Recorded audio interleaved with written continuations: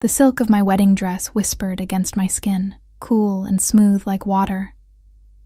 My fingers trembled as I adjusted the delicate veil, watching my reflection in the antique mirror. The bridal suite of the Bellevue Hotel smelled of fresh lilies and expensive perfume. A scent that should have comforted me, but instead made my stomach twist with unease. "Stop fidgeting, Elena," my mother scolded, pinning another diamond clip into my dark hair. "You'll ruin the hairstyle." I forced my hands to still, trying to ignore the hollow feeling in my chest. This should have been the happiest day of my life. After 27 years of struggling, of cleaning houses and waiting tables to put myself through nursing school, I was marrying Robert Sinclair, respected doctor, heir to a small fortune, and a man my immigrant parents approved of with glowing pride. "You look beautiful," my mother said, her voice softening as she stepped back to admire her work. For once, the permanent worry lines around her eyes had relaxed. "Robert is a good man. He will take care of you." I nodded, not trusting myself to speak. "Take care of you." That's what everyone kept saying, as though I'd spent my life looking for someone to rescue me, as though all my hard work had been merely a placeholder until I found a husband to depend on. Outside the window, rain pattered against the glass, turning the garden view into a watercolor blur of greens and whites. The wedding was supposed to be outdoors, but the unexpected autumn shower had forced everything inside the hotel's crystal ballroom. Another thing beyond my control. "I'll go check on the flowers," my mother said, patting my shoulder before leaving the room. Alone, I finally exhaled, my shoulders slumping beneath the weight of lace and expectations. The woman in the mirror looked like a stranger, someone polished and perfect, with eyes that held no joy. I thought of Robert, probably joking with his groomsmen downstairs, confident and unbothered. Robert, who never raised his voice or asked for too much, who said he loved my determination, but subtly suggested I might want to scale back my night shifts once we were married. Robert, who had proposed with his mother's ring in front of both our families at Christmas dinner. A soft knock interrupted my thoughts. "Come in," I called, expecting my bridesmaid Sophia. Instead, the door opened to reveal a young man I'd never seen before, dressed impeccably in a charcoal suit that screamed money. He wasn't part of the wedding party. "I'm sorry, but this is the bridal suite," I said, frowning. "I think you have the wrong room." His eyes darted nervously around the space, never quite meeting mine. "Miss Russo, I have a message for you." He extended an envelope of heavy cream paper, unmarked except for my name written in elegant black script. "From who?" I asked, not reaching for it. It's better if you just read it." There was something in his voice, a tremor of fear, that made my skin prickle. Before I could question him further, he placed the envelope on the vanity and backed away quickly, disappearing through the door like a shadow fleeing sunlight. I stared at the envelope, my heart accelerating. Part of me wanted to ignore it, to pretend it had never arrived, but curiosity, always my weakness, won out. I broke the unmarked wax seal and unfolded a single sheet of heavy paper. "The man you're about to marry is not who you think he is. Room 823. Come alone if you want the truth." My hands began to shake again, but for entirely different reasons. I read the message 3 times, trying to make sense of it. A prank? A jealous colleague of Robert's? Or something worse? I glanced at the clock. 45 minutes until the ceremony. I should call Robert or tell someone about the note. That would be the sensible thing to do. Instead, I found myself slipping on the hotel robe over my wedding dress, tucking the voluminous skirt awkwardly around my legs. I grabbed the room key and stepped into the hallway, looking both ways before hurrying toward the elevator. The logical part of my brain screamed that this was madness, but a deeper instinct pushed me forward. The 8th floor was silent, the plush carpet muffling my footsteps as I searched for room 823.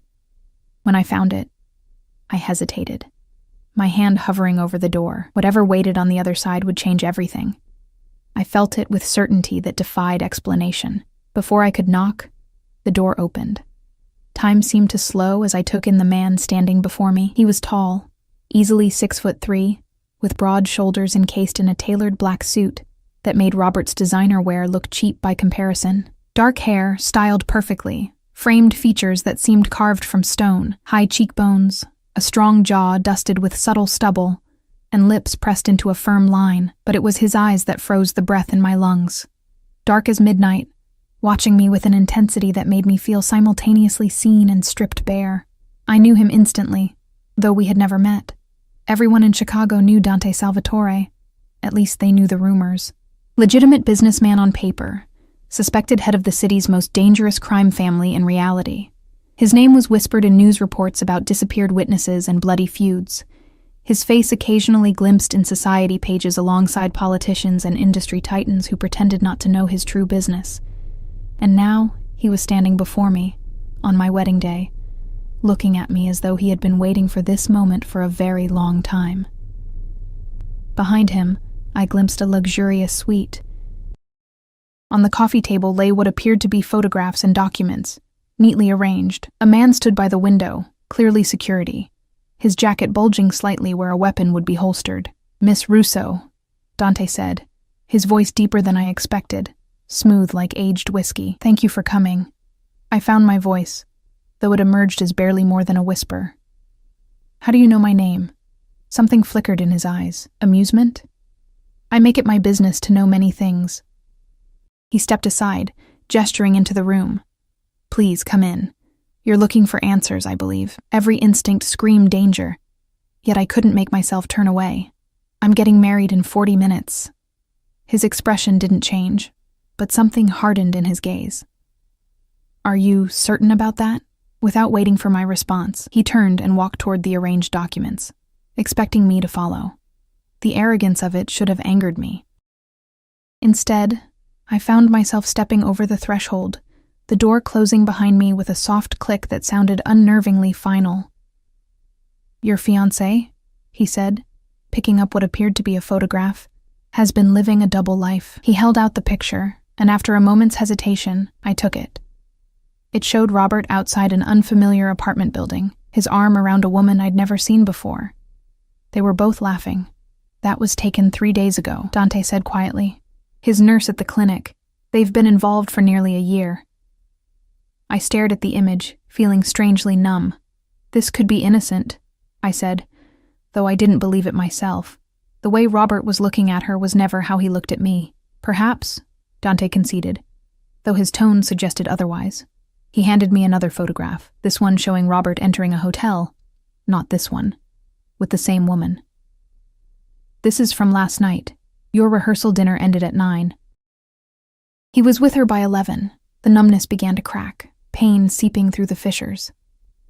"Why?" I whispered, not to Dante but to myself. "Why show me this? Why do you care?" He studied me for a long moment, his dark eyes unreadable. "Robert Sinclair borrowed money from people who work for me, a significant amount. He's been unable to repay it." I blinked in confusion. "That's impossible. His family has money." "Had money," Dante corrected. "They lost most of it years ago. The house, the cars, the lifestyle. It's all maintained through debt and appearances." My mind raced, pieces falling into place. Robert's insistence on a prenuptial agreement to protect my interests, his vague answers about finances, his reluctance to let me see the household accounts after we married. "He's marrying you for your potential inheritance," Dante continued, his voice matter of fact.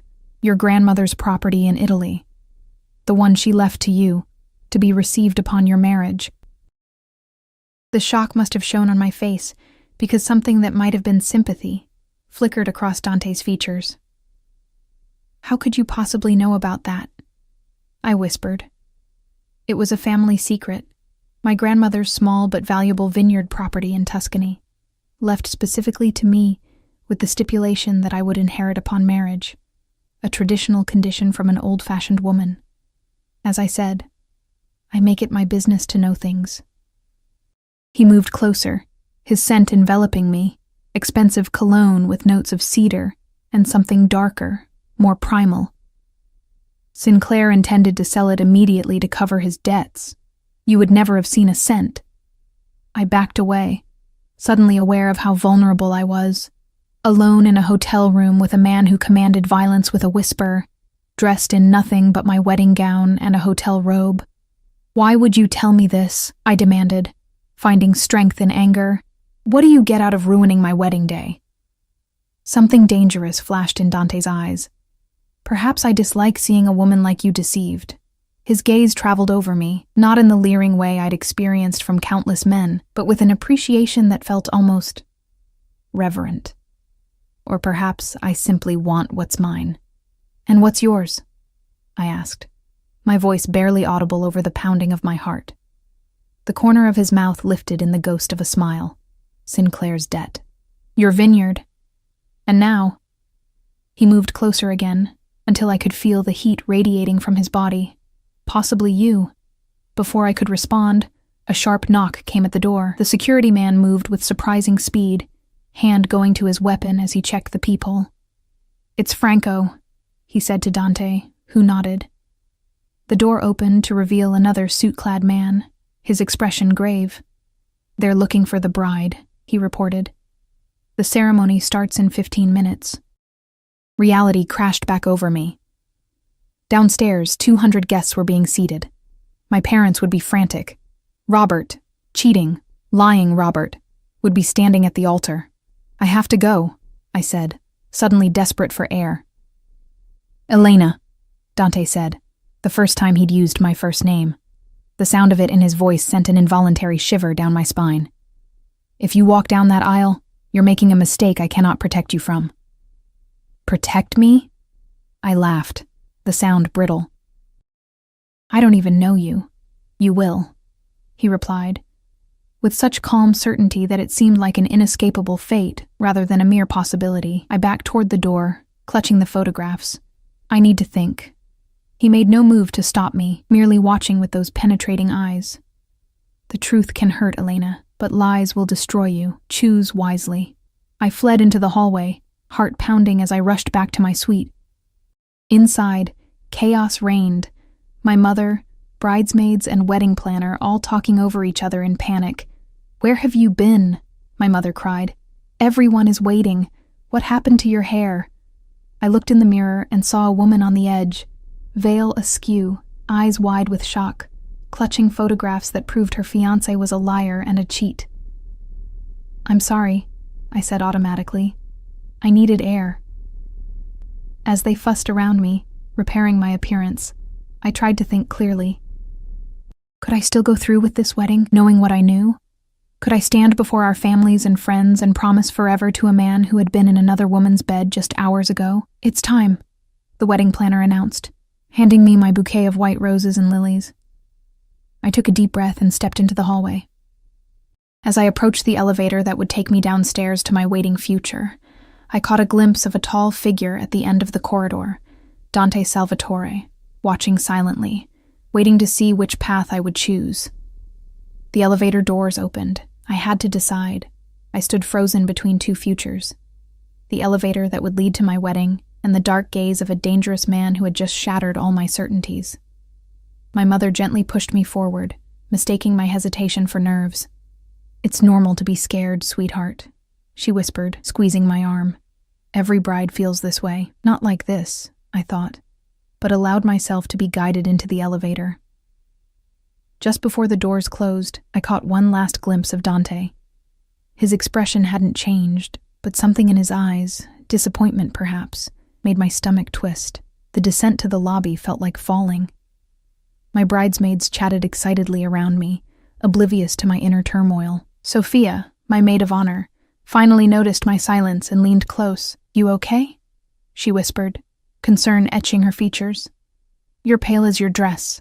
I nodded mechanically, unable to form words. The photographs burned in my memory. Robert with another woman, laughing, touching, betraying. And Dante's words echoed, he's marrying you for your potential inheritance.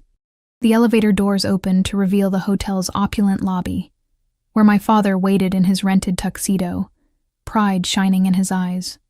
He'd worked double shifts at the factory for 30 years, to give our family a better life. Now he thought he was witnessing the culmination of all those sacrifices.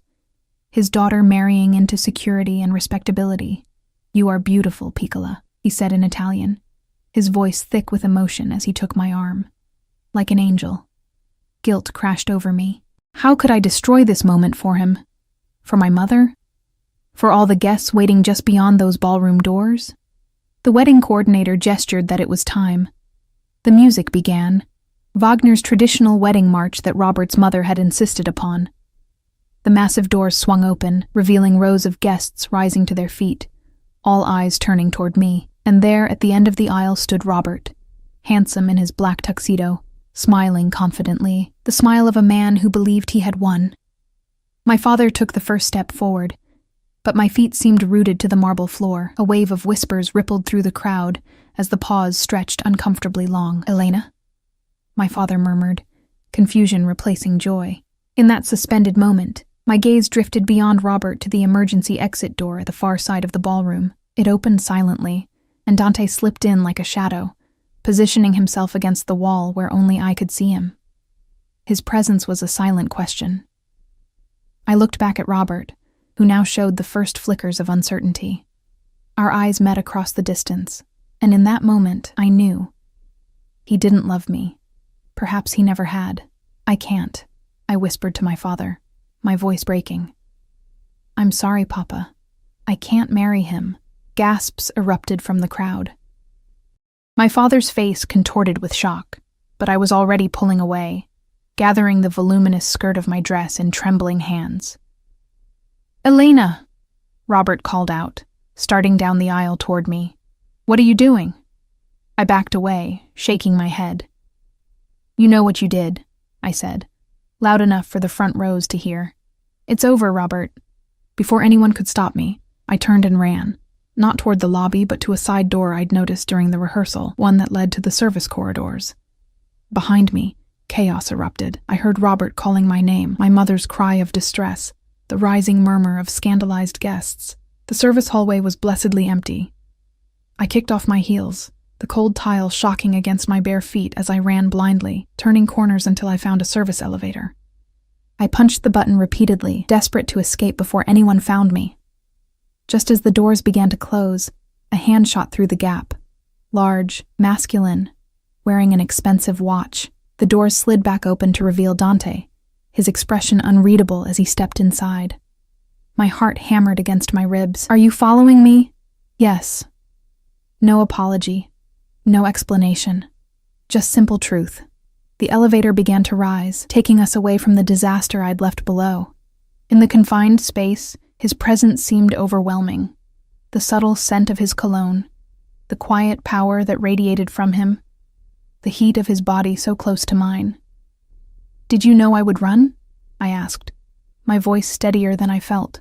He studied me for a long moment. "I hoped you would make the right choice." "For whom?" "You?" Anger flashed through my confusion. "You just destroyed my life to collect a debt." His jaw tightened almost imperceptibly. "I saved you from a marriage built on lies." The destruction was already there. I merely revealed it. Before I could respond, the elevator stopped on the 8th floor, the same floor as his suite. The doors opened, but neither of us moved. "You have a choice, Elena," Dante said quietly. "You can return downstairs and salvage what's left of your wedding. Sinclair will spin a story, cold feet perhaps, or a brief misunderstanding. People will talk, but eventually they'll forget. Or," I whispered, "or you can come with me." "With you," I repeated, incredulous. "A man I met 30 minutes ago, a criminal." Something dangerous flashed in his eyes. "Be careful with accusations. It's not an accusation if it's true," I said, surprising myself with my boldness. Unexpectedly, the corner of his mouth lifted in what might have been admiration. "Few people speak to me that way. I'm not most people." "No," he agreed softly. "You're not." He held out his hand, palm up. An invitation, not a demand. "Let me help you, Elena." I stared at his outstretched hand. "Why would you help me?" "Perhaps I have my reasons," he said, his dark eyes revealing nothing. The elevator doors began to close, but he stopped them with a swift movement. "They'll be searching the hotel for you soon.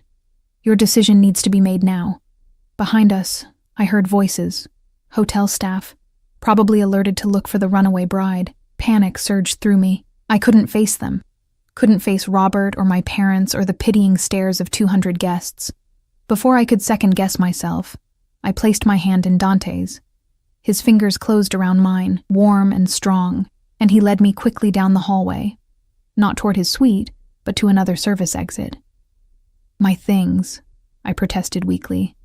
"My clothes, my phone." "Can be replaced," he finished. "Nothing in that room is worth returning for." He pushed open the door to reveal a concrete stairwell. "This leads to the parking garage," he explained, shrugging off his suit jacket and placing it around my shoulders. The lining was silk, still warm from his body, and absurdly large on my frame. You can't run through a hotel garage in a wedding dress without attracting attention. I gathered the voluminous skirt of my dress, trying to bundle it under his jacket. "This isn't going to work," I muttered, fighting with the layers of tulle and silk.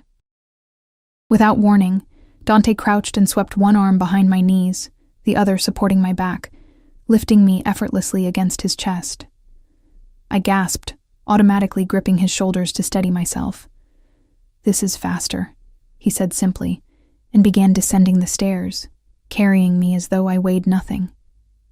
The solid strength of him was overwhelming, the firm muscles beneath his shirt, the steady rhythm of his breathing, the faint beat of his heart against my side. I'd never been held like this, never felt so simultaneously vulnerable and protected. "I can walk," I protested weakly. "Yes," he agreed, not slowing. But not quickly enough.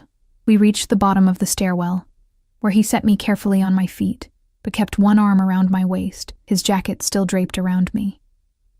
"Stay close," he murmured, his breath warm against my temple. "My car is near the exit." The parking garage was dimly lit and smelled of concrete and exhaust. Dante guided me swiftly between the rows of vehicles toward a sleek black car where a man in a dark suit stood waiting, another security detail I realized, like the one in Dante's suite. "Franco," Dante acknowledged with a nod. "Any problems?" "None, boss," the man replied, opening the rear door. "All clear." Dante helped me into the back seat, his hand firm but gentle at my lower back. The leather interior was soft and cool against my bare legs where my dress had ridden up. He slid in beside me, his larger frame making the spacious car feel suddenly intimate. Franco got into the driver's seat, and the engine purred to life. As we pulled away from the hotel, the reality of what I'd done crashed over me. I'd left my fiancé at the altar, abandoned my parents, run away with a man who was, by all accounts, dangerous and powerful. "Where are we going?" I asked, unable to keep the tremor from my voice. "Somewhere safe," Dante replied. "Somewhere Sinclair won't think to look."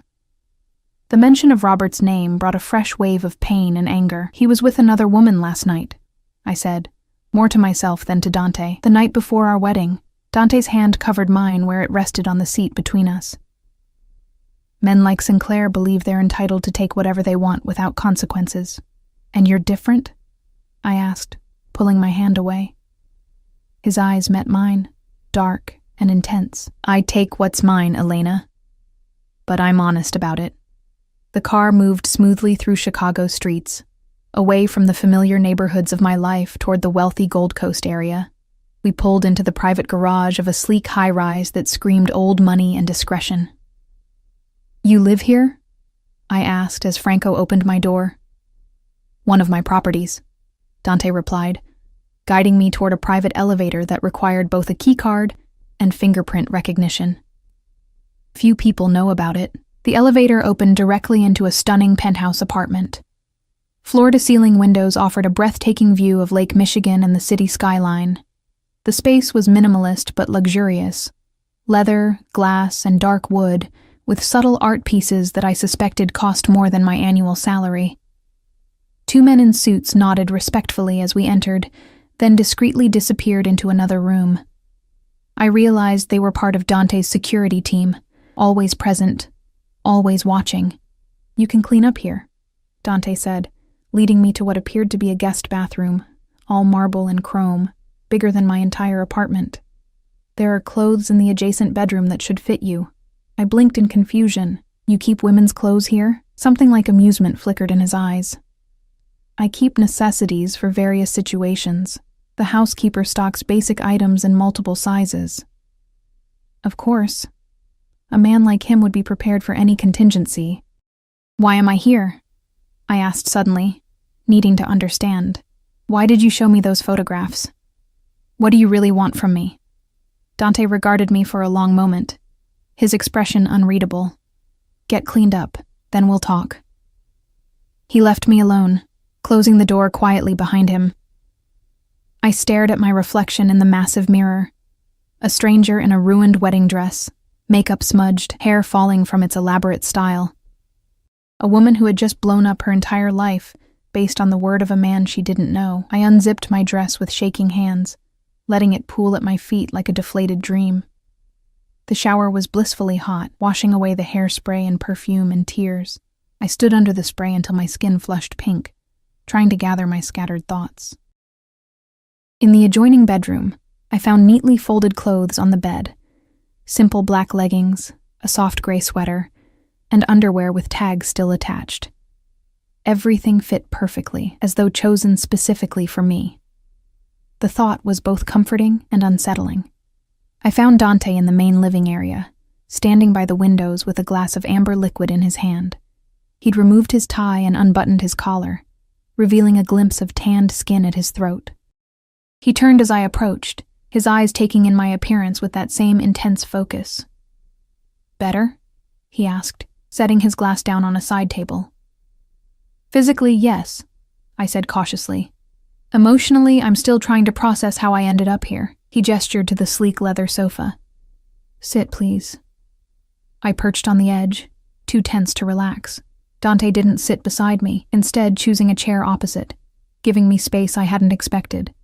You asked why I intervened in your wedding, he began, his voice calm and measured. The simple answer is that Robert Sinclair owes me a significant amount of money. When I learned he planned to acquire your inheritance through marriage and disappear, I decided to act. So this is about money, I said flatly. Partly, he acknowledged. But there's more. He leaned forward, his dark eyes holding mine. Sinclair has been involved in some questionable business dealings, using hospital resources for illegal purposes, selling prescription medications, activities that could put innocent people, like you, in danger. My chest tightened. I don't believe you, I said automatically, though uncertainty crept in. How well did I really know Robert? You don't have to believe me, Dante replied with a shrug. The evidence exists regardless. The police haven't connected him yet, but they will eventually. And you know this how? A slight smile. I have interest to protect. Information is valuable. I wrapped my arms around myself, suddenly cold despite the sweater. So you're saying I was going to marry a criminal? You're still in shock, Dante observed. It's understandable. Stop analyzing me, I snapped, rising to my feet. The calm control he maintained was infuriating when my entire life had just imploded. You don't know me. You don't know what I'm feeling. He stood as well, his height making me tilt my head back to meet his gaze. I know more than you think, Elena Maria Russo. 27 years old, graduated top of your class from nursing school while working 2 jobs. Turned down a research position to take care of your mother after her surgery last year. Loyal to a fault, even to those who don't deserve it. My breath caught. How? As I said, information is valuable. He moved closer, not touching me, but close enough that I could feel the heat radiating from his body. You're extraordinary, Elena. Far too valuable to be wasted on a man like Sinclair. And you think you deserve me instead? I challenged, refusing to back away despite the thundering of my heart. His expression darkened, something primal flashing in his eyes. Deserve? No. But want? Yes. The raw honesty in his voice sent a shiver down my spine. Before I could respond, a sharp knock came at the door. Dante's posture changed instantly, tension coiling through his powerful frame as he stepped slightly in front of me, a protective gesture that seemed instinctive rather than calculated. One of his security men entered, his expression grave. Boss, we have a situation. Sinclair's making a scene downstairs, claims his fiancée was kidnapped. Dante's jaw tightened. How did he find this address? Unknown, sir. But he's threatening to call the police. Let him, Dante said coldly. I have nothing to hide. He turned to me, his expression softening fractionally. Do you want to see him? The question surprised me. I'd half expected to be hidden away, my choices made for me. I I should explain, I said hesitantly. End things properly. Dante studied me for a moment, then nodded. Franco will bring him up. If at any point you want him gone, just say the word. The security man disappeared, and Dante moved to stand at the window, his back to the room, giving me a moment of privacy to collect myself. The gesture was unexpectedly considerate. Minutes later, the elevator doors opened, and Robert stormed in, still in his wedding tuxedo, but with the tie loosened and hair disheveled. He stopped short when he saw me, relief quickly replaced by anger. "What the hell, Elena?" he demanded, taking a step toward me. "Do you have any idea what you've done? Everyone's still at the hotel. Your parents are frantic." Robert's gaze darted around the luxurious penthouse before fixing on Dante, who remained by the window, watching the exchange with cold detachment. "What is this?" Robert asked, his voice rising. "Did he force you to come here? Are you okay?" The concern would have seemed genuine if I hadn't seen those photographs, if I didn't now see the calculation behind his eyes. I straightened my spine, finding strength in my anger. "No one forced me anywhere," I said clearly. "I left our wedding because I know about her, Robert. Your nurse. The one you were with last night while I was rehearsing our vows." The color drained from his face. "Elena? I don't know what he's told you, but don't." I held up my hand. "Don't lie to me anymore. I saw the pictures." Robert's expression hardened as he glanced at Dante. "So that's it? You believe whatever this criminal tells you? You know who he is, right? What he does?" "I know who you are now," I replied, my voice steadier than I felt. "You were going to marry me for my grandmother's property. You were going to sell it to pay off your debts." "That's ridiculous," he scoffed, but a flicker of panic crossed his features. "Who told you about the vineyard? That was private family business. Does it matter? It's true, isn't it?" Robert moved toward me, reaching for my arm. "Elena, baby, listen." Before he could touch me, Dante was suddenly between us, his movement so swift I barely registered it. Nothing in his posture was overtly threatening, but Robert immediately stepped back. "Miss Russo has made her position clear," Dante said, his voice deceptively soft. "I suggest you respect her decision." Robert's face contorted with rage and fear. "You think I don't know what's happening? You've wanted that Italian property for years. The water rights alone are worth millions to your operation." My head snapped up. "What?" Dante's expression remained impassive. "Your grandmother's land borders one of my family's estates," he explained without looking at me. "It was her choice not to sell, despite numerous generous offers. So this is about the land," I said slowly, pieces falling into place. "That's why you saved me from my wedding." Something flickered across Dante's features. Frustration, perhaps. "That's part of it," he admitted. "But not all." Robert gave a harsh laugh. "You're just trading one liar for another, Elena. At least I never pretended to be something I'm not." "You pretended to love me," I shot back, blinking away tears of anger. "Was any of it real? Or was I always just a means to an end?" Guilt flashed briefly in Robert's eyes before he masked it. "We would have been good together. I could have made you happy, while sleeping with other women and spending my inheritance," I said bitterly. "What a dream." Robert's expression hardened. "You have no idea what you're getting into with him," he said, nodding toward Dante. "Do you know what they call him? The ghost. Because people who cross him disappear."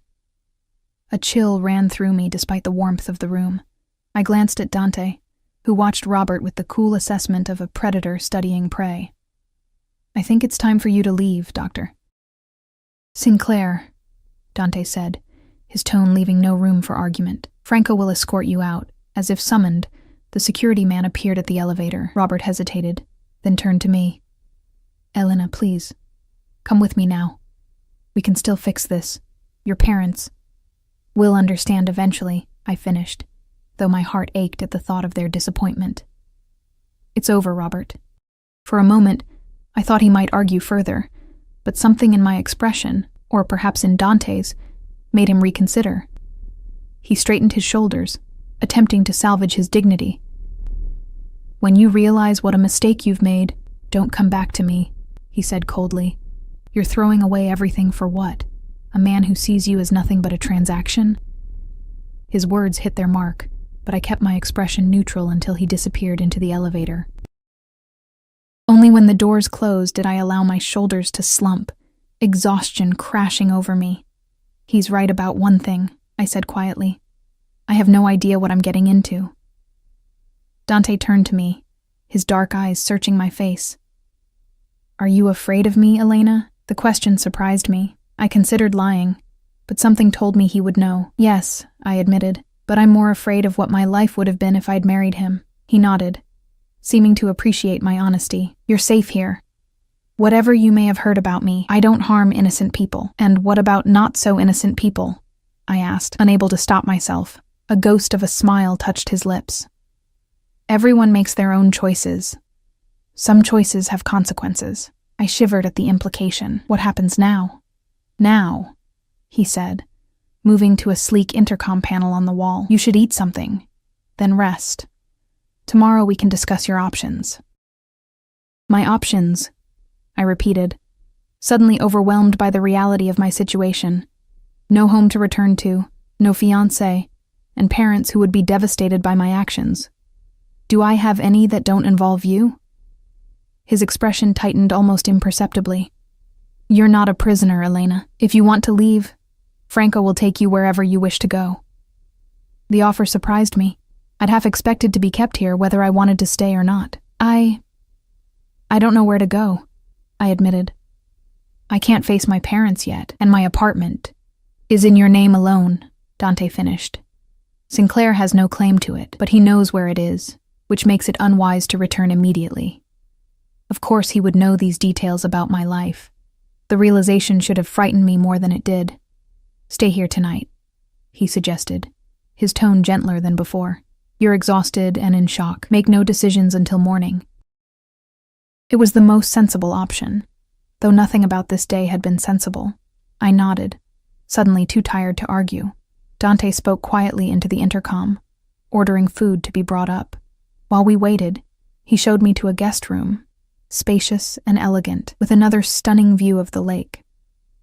"This will be your room for as long as you choose to stay," he said, standing in the doorway rather than entering with me. "Mine is at the end of the hall. The security team has quarters downstairs, with at least 2 men on duty at all times." "All these precautions," I murmured, running my fingers over the luxurious bedspread. "Do you live in constant danger, constant awareness?" he corrected. "It's the price of my position." I turned to look at him, really look at him. This dangerous, powerful man who had upended my life in the span of hours. "Why me, Dante? Of all the women in Chicago, why involve yourself in my life?" Something shifted in his expression. A brief vulnerability quickly masked. "I've been watching you for some time, Elena. When I discovered Sinclair's plans, I couldn't allow it." "Watching me?" I repeated, unease prickling along my skin. "That's disturbing." "Perhaps," he acknowledged, "but necessary. You're connected to something important to me." "The land," I said flatly. His jaw tightened. "Yes, initially. And now?"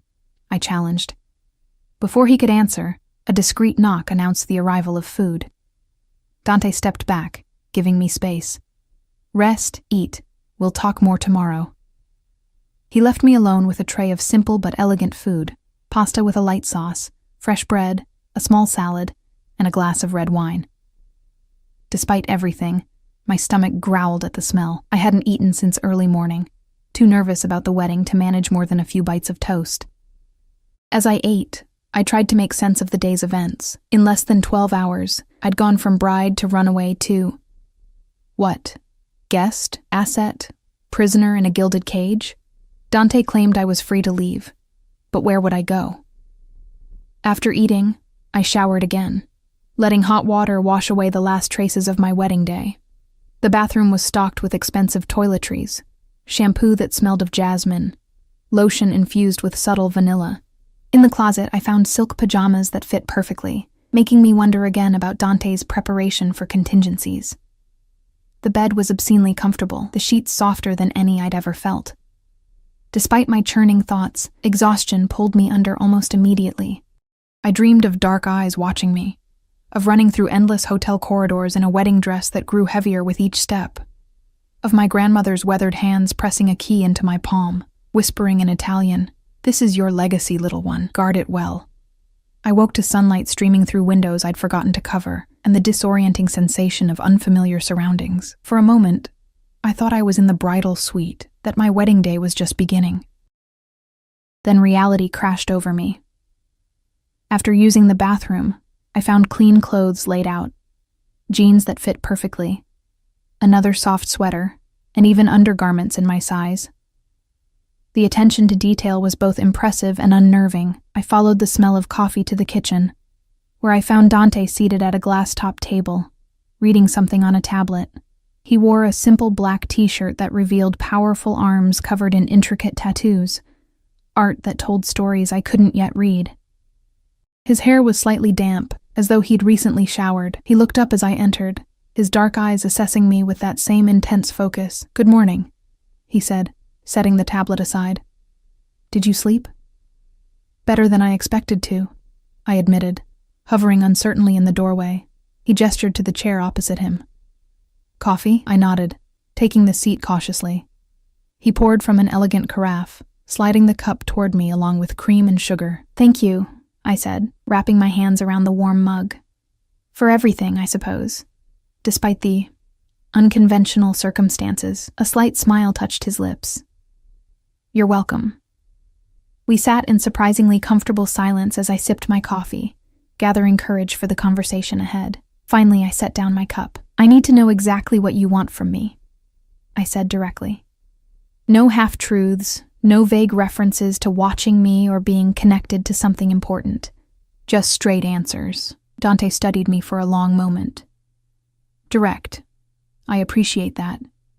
He leaned back in his chair, his posture relaxed but still radiating quiet power. "Your grandmother's property borders land that has been in my family for generations. The water source that feeds both properties originates on her land." "And you want to buy it?" I concluded. "Yes," he acknowledged. "But your grandmother refused every offer while she was alive, and stipulated in her will that the property must remain in the family for at least 3 generations. I frowned. I didn't know that part. Few people do. It's buried in legal language that most wouldn't bother to decipher. His eyes held mine. Sinclair discovered it, though. He planned to challenge the will once you were married, claiming the provision was unreasonable. Could he have done that? Dante shrugged one powerful shoulder. With the right lawyer and judge, possibly. I couldn't take the risk. "So you intervened," I said slowly, "to protect your interest in the land." "Initially, yes," he admitted. "But when I began monitoring Sinclair, I discovered his other activities, and then I saw you." Something in his voice made my heart beat faster. "What do you mean you saw me?" Dante's eyes never left mine. "I had men watching Sinclair. They reported that his fiancée was unexpected. Not his typical type. Intelligent, hardworking, independent. I became curious."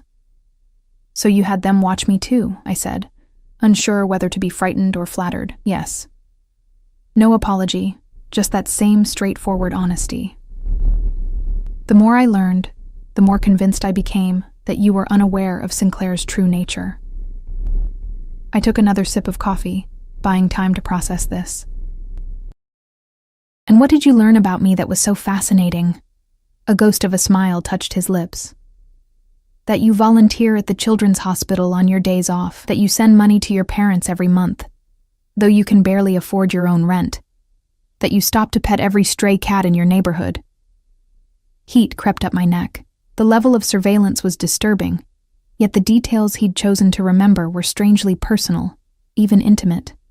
"You make me sound like a saint," I said, uncomfortable with his assessment. "Far from it," he replied, that slight smile growing. "You have a temper. You've made your neighbors complain 3 times about your late-night singing. You once threw a drink in a man's face at Donovan's bar when he wouldn't take no for an answer." I couldn't help the surprised laugh that escaped me. "You really did your homework." Dante leaned forward, his expression suddenly serious. "When I realized what Sinclair intended, I had a choice. Let him marry you, then deal with him afterward, or intervene before you were legally bound to him. And you chose to intervene. Why not just warn me anonymously? Send the photos in the mail?" Would you have believed them without context? Or would you have dismissed them as a cruel prank? He had a point. I likely would have confronted Robert, who would have denied everything. Perhaps convinced me the photos were doctored. So, what happens now? I asked quietly. What do you want from me, Dante? He studied me for a long moment. I want you to be safe, to make decisions about your future with complete information. And yes, eventually, I hope we can come to an arrangement about the property. An arrangement, I repeated. You still want to buy it? I do, he acknowledged. But I'm prepared to wait until you've had time to understand its true value. In the meantime, you're welcome to stay here as my guest for as long as you need. As your guest, I said skeptically. With no expectations, something dangerous flashed in his eyes. I didn't say that. Heat pooled low in my belly at his tone. Then be clear about your expectations. Dante stood slowly, moving around the table until he stood beside me. I had to tilt my head back to maintain eye contact, acutely aware of his physical presence, the subtle scent of his cologne, the warmth radiating from his body. I want to know you, Elena, he said, his voice deep and quiet. Not just the facts my men could gather, but the woman beneath the surface. And I want you to know me, not the rumors or the reputation, but the man. His honesty was disarming, and if I decide I don't like what I find, then you're free to walk away. I'll ensure you have the resources to start fresh wherever you choose. It sounded too good to be true. Why would you do that for me? Dante reached out slowly, giving me time to pull away, and brushed a strand of hair behind my ear. The casual touch sent electricity racing down my spine. Because you deserve better than what life has offered you so far, he said simply. Before I could respond, his phone vibrated. He checked it, his expression hardening instantly. I have business to attend to, he said, his voice taking on that commanding edge I'd glimpsed yesterday. Franco will stay with you. If you need anything, he can arrange it. Am I allowed to leave? I asked, testing the boundaries of this strange arrangement. Allowed? Yes. Advised? Not yet. His expression softened fractionally. Sinclair is unpredictable right now. Give it a few days for things to settle. After Dante left, I explored the penthouse, finding a stunning library filled with leather-bound classics, a state-of-the-art gym, and a rooftop garden with breathtaking views of the city. Franco kept a discreet distance, visible but never intrusive. I spent hours in the library, losing myself in books to avoid thinking about my parents, about the wedding guests, about the mess I'd left behind. When darkness fell, I found myself on the rooftop garden, wrapped in a cashmere throw I'd found in the living room, watching the city lights flicker to life. It's beautiful, isn't it? I startled at Dante's voice. He stood in the doorway, his powerful frame silhouetted against the interior light. He'd changed into another immaculately tailored suit, his presence commanding even in the growing darkness. Yes, I agreed, turning back to the view. It makes everything else seem small somehow. He moved to stand beside me at the railing, close, but not touching. My father used to bring me up to rooftops like this. He said it was important to see the city from above, to understand what you're protecting. Is that what you do? Protect the city? He gave a soft laugh, the sound surprisingly warm, parts of it. In my own way. We stood in companionable silence for a while, watching the lights. Finally, I gathered my courage to ask the question that had been haunting me all day. My parents, I said quietly. Do you know? They're worried, he replied, understanding immediately. But safe. Sinclair tried to convince them you were taken against your will, but the hotel security footage clearly shows you leaving voluntarily.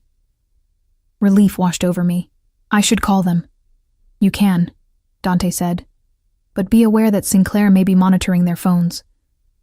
The thought hadn't occurred to me. Would he really go that far? He lost a valuable asset when you left, Dante said matter-of-factly.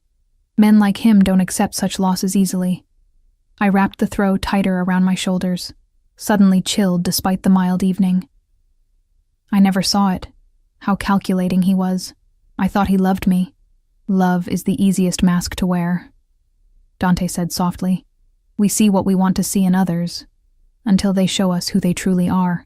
Something in his tone made me turn to look at him. In the dim light, his expression was unguarded, revealing a fleeting glimpse of old pain. "And who are you truly, Dante Salvatore?" I asked. His eyes met mine, dark and intense. A man who takes what he wants, a man who protects what's his, a man who never makes the same mistake twice. "That's not an answer," I said, bold in the darkness. "That's a warning label." Unexpectedly, he laughed, a genuine sound that transformed his features, revealing a dimple in his left cheek I hadn't noticed before. "Perhaps it's both."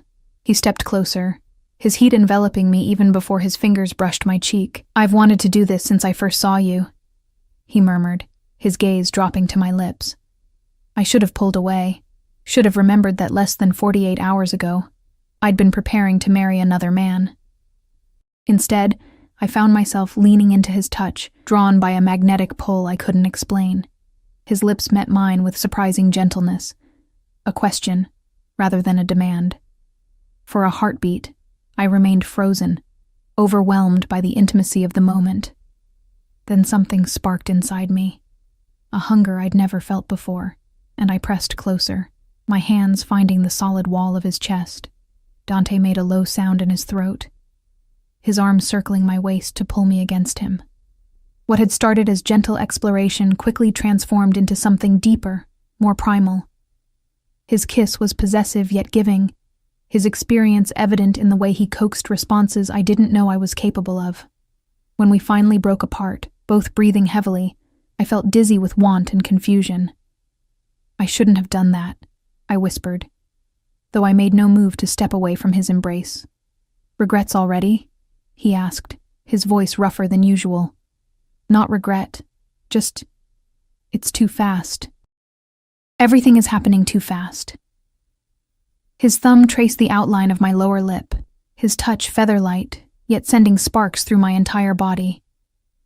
"We have time, cara mia. All the time you need." The endearment in Italian, so casually spoken, made my heart skip. My grandmother had called me that, my dear one. "I should go inside," I said reluctantly. "It's getting cold." Dante nodded, releasing me, but keeping a hand at the small of my back as he guided me toward the door. The gesture was protective, possessive in a way that should have bothered me, but instead made me feel oddly secure. Inside, a dinner had been laid out on the dining table, simple Italian food that reminded me of my grandmother's cooking. Dante held my chair, an old-world courtesy that seemed natural rather than affected. Over dinner, he surprised me by asking about my nursing career, showing genuine interest in my work at the hospital. I found myself relaxing, sharing stories about difficult patients and rewarding moments that I'd never told Robert, who had always subtly dismissed my work as less important than his. "You should call the hospital tomorrow," Dante suggested as we finished eating. "They'll be wondering where you are." The reminder of the life I'd left behind sobered me. What do I tell them? That I left my fiancé at the altar and ran off with... I trailed off, unsure how to define what Dante was to me. "The truth, to an extent," he said pragmatically. "That your engagement ended abruptly, and you needed time away. Your supervisor, Dr. Patel, correct? She'll understand." Again, his knowledge of my life was both impressive and unsettling. Yes, she would. She never liked Robert much anyway. A slight smile. "She's a good judge of character." After dinner, we moved to the living room, where Dante poured us each a glass of scotch. The liquor burned pleasantly down my throat, warming me from the inside out. "Tell me about the vineyard," I said, settling into the corner of the sofa. "My grandmother's property. I've never even seen it." Something like surprise flickered across Dante's face. "Never?" I shook my head. "She left Italy before I was born. I saw pictures, but we never had the money to visit." I took another sip of scotch. "What's it like?" Dante's expression softened as he gazed into his glass. "Beautiful. Set in the hills outside Florence, with vineyards that slope down to a small river. The main house is old, 16th century, I believe, with stone walls 3 feet thick. In summer, the air smells of grapes and cypress trees." He described it so vividly, I could almost see it, feel the warmth of Italian sunshine. "You speak as though you know it well. My family's estate borders it to the north. As a boy, I would sometimes cross the boundary to swim in your grandmother's river." It has the best swimming hole for miles around." A smile touched his lips. "She caught me once. Instead of scolding me, she gave me fresh bread and told me to be careful of the current." The image of a young Dante, wild and carefree, swimming in my grandmother's river, was oddly moving. She never mentioned meeting any of the Salvatores. "She wouldn't have," he said, something complicated passing across his features. "Our families have a difficult history." "What kind of history?" He hesitated, seeming to choose his words carefully. "Your grandmother's husband, your grandfather, and my grandfather were business rivals. Their competition became personal over the years."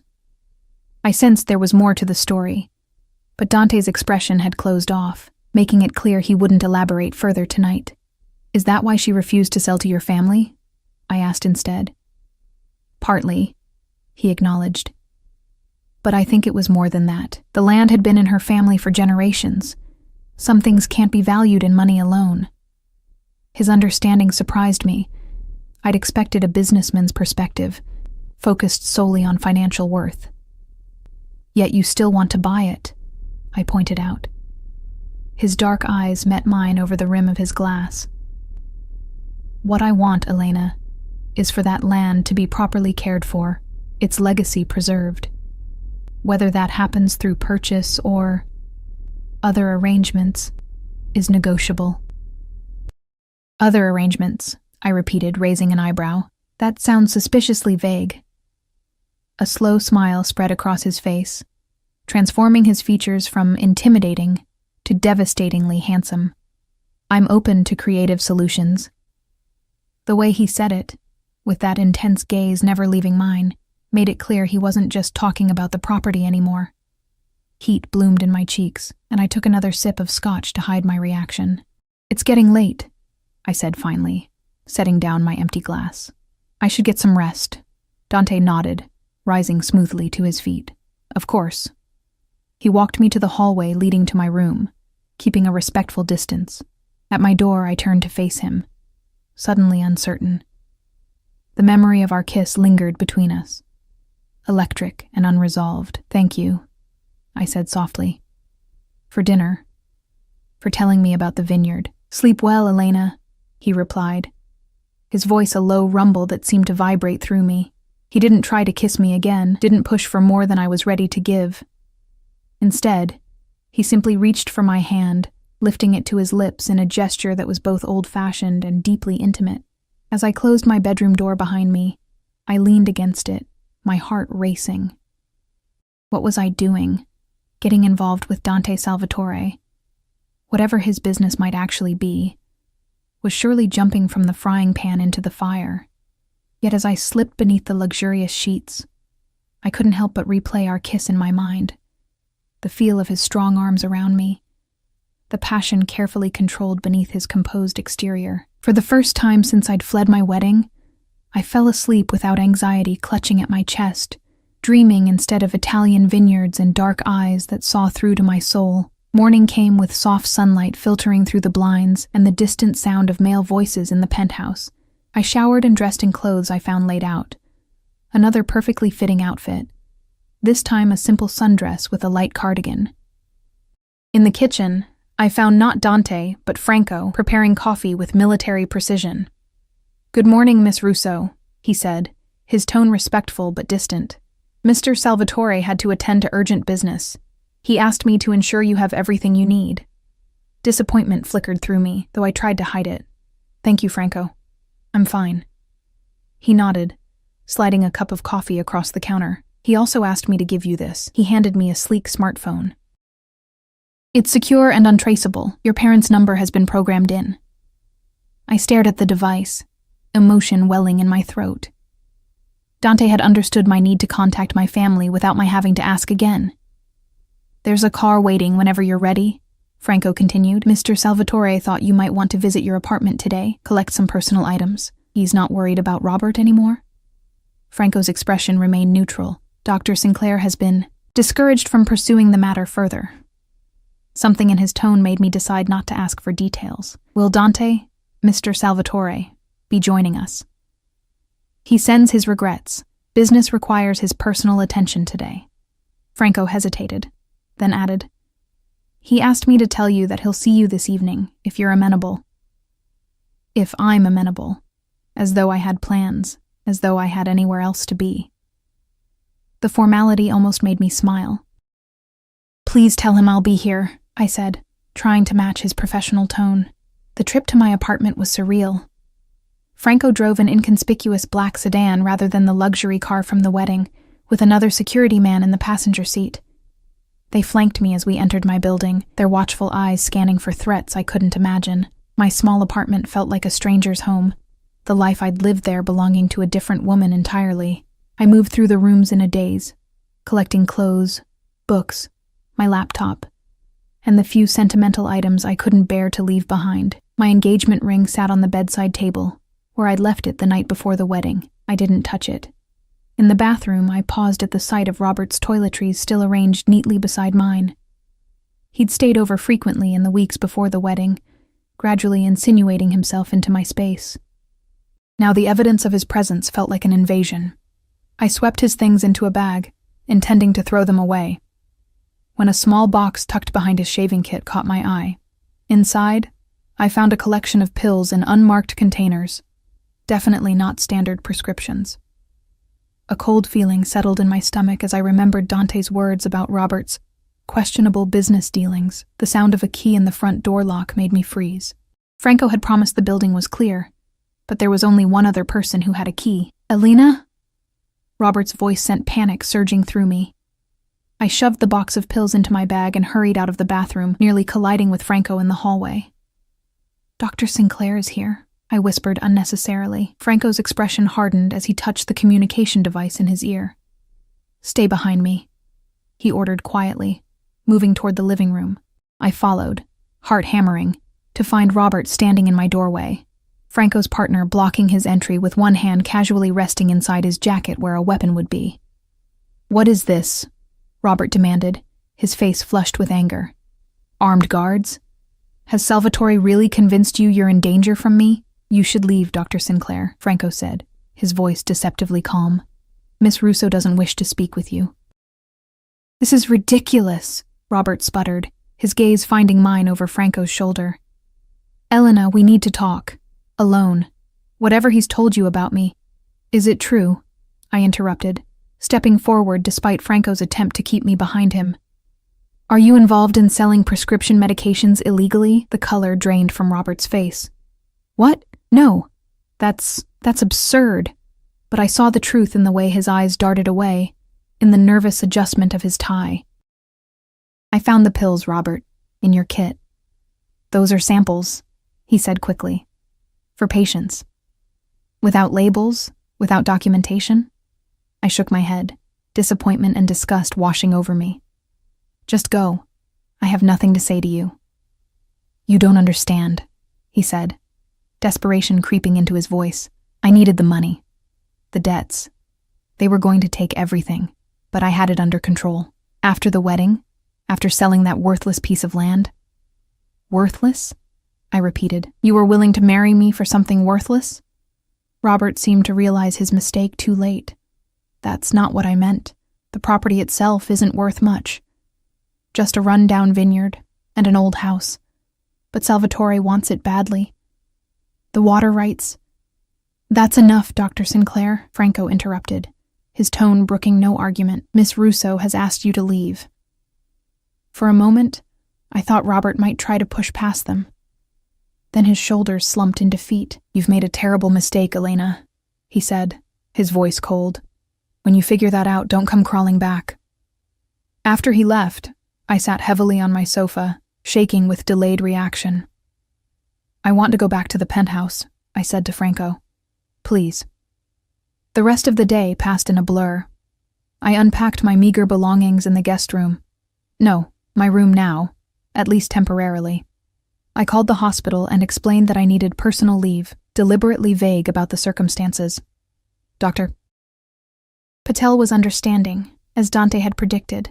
I tried calling my parents, but there was no answer. I left a message, assuring them I was safe and would explain everything soon. As evening approached, I grew increasingly restless, checking the time, listening for the elevator.